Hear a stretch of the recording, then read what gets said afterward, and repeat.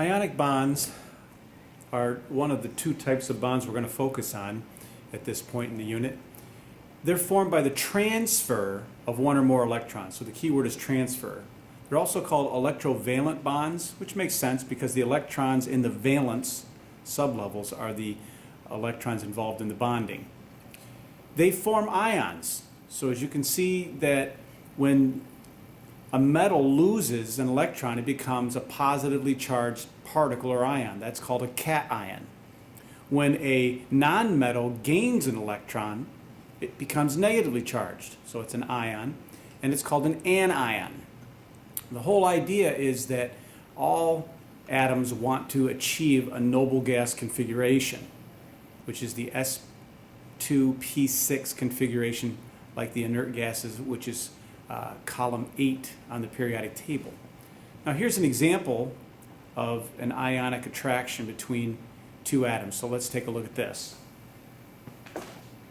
We have sodium, which is a solid, and chlorine gas, which is a gas.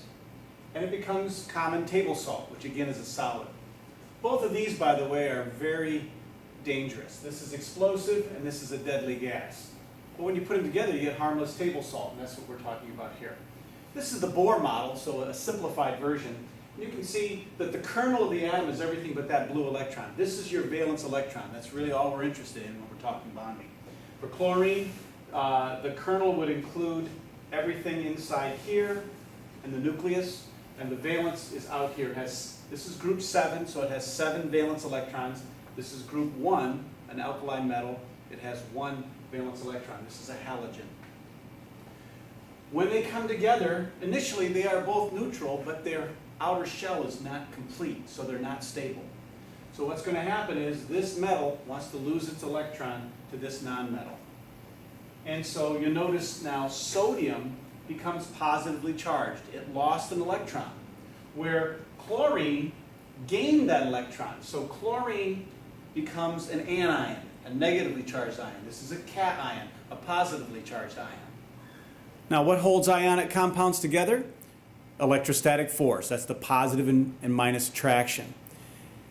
Something particular about the characteristic of ionic compounds is something called the cleavage.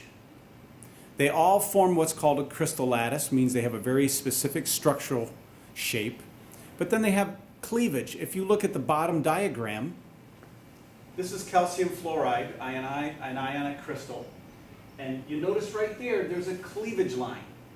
If you split it, it's got nice smooth edges on both sides. So that's very characteristic of ionic compounds. Some other characteristics or properties, they have very high boiling points and melting points, meaning they're solids at room temperature. They do not conduct electricity when they're solids because there's no free moving ions. However, they do conduct when they're a liquid, or when they're vaporized, or when they're dissolved in water. We call that aqueous.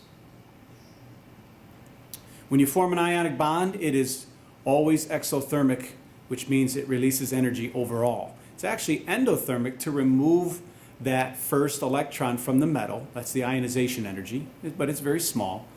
But then the nonmetal wants the electron so badly that it's still a downhill reaction. Now, this is the kind of thing you'll be doing for your homework.